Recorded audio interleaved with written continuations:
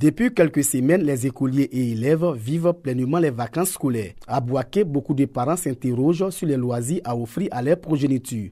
Si les voyages sont des choix favoris de certains parents, d'autres, par contre, pensent déjà à la rentrée scolaire et optent pour le renforcement des capacités.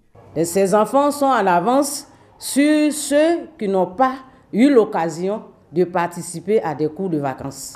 Nous avons tous les niveaux. Au niveau du primaire, nous avons des séances de lecture. Et au niveau du secondaire, nous voyons les matières spécifiques, telles que les mathématiques, la physique, le français, l'anglais.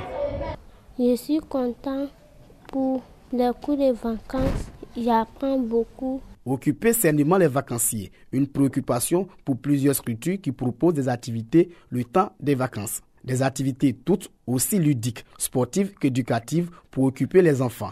Les colonies de vacances participent également à socialiser les gamins. Les enfants auraient bien pu peut-être se distraire par d'autres activités, mais on a préféré les réunir dans ce camp pour qu'ils puissent aussi bénéficier des formations en informatique, en anglais, en changement de mentalité, des jeux, du sport. À sortir de ce camp, j'ai appris beaucoup de choses. J'ai appris à danser. Pour le professeur Mazou, il est maître de conférences en socio-anthropologie. Il est indispensable de proposer aux enfants des activités adaptées à leur âge et d'éviter de perturber les habitudes. Les vacances, dans un premier temps, sont initiées pour que les enfants puissent avoir un petit repos.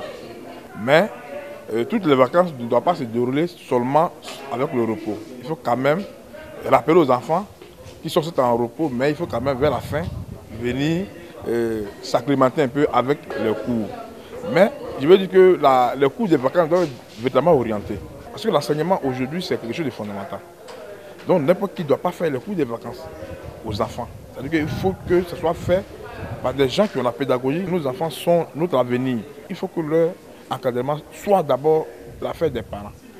Ces cours doivent intervenir certainement le dernier mois, c'est-à-dire que le mois d'août, qui précède par exemple le mois de la rentrée, les enfants peuvent revenir pour s'acclimater un peu, pour une sorte de révision. Avec de nouveaux défis de l'école ivoirienne, les parents doivent participer à la formation de leur progéniture à travers des programmes maison. Des programmes qui, selon les spécialistes, doivent tenir compte des déshydratats des enfants.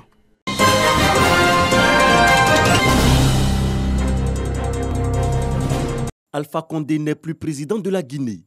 Il a été renversé par des militaires des forces spéciales guinéennes conduites par le colonel Mamadi Doumbouya.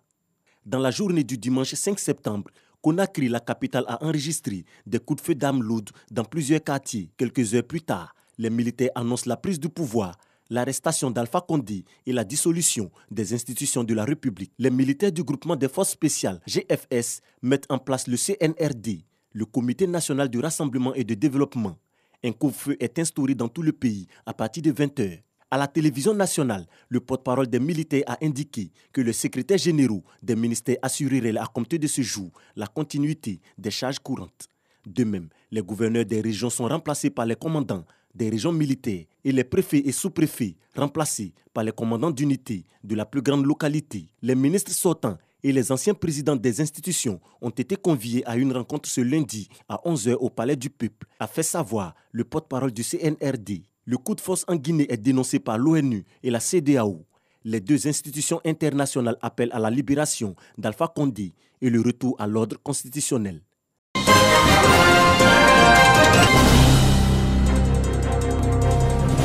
Le gouvernement de transition malien prépare les élections annoncées pour février 2022. Il a lancé une opération spéciale d'enrôlement des Maliens établis en Côte d'Ivoire au RAVEC. Le recensement administratif à vocation d'état civil.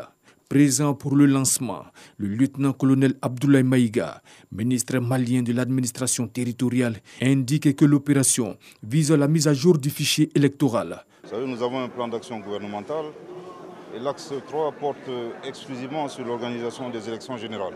Aussi bien pour le rayonnement du Mali que pour le développement socio-économique de notre pays, il était indiqué de procéder également à un enrôlement spécial des Maliens de l'extérieur.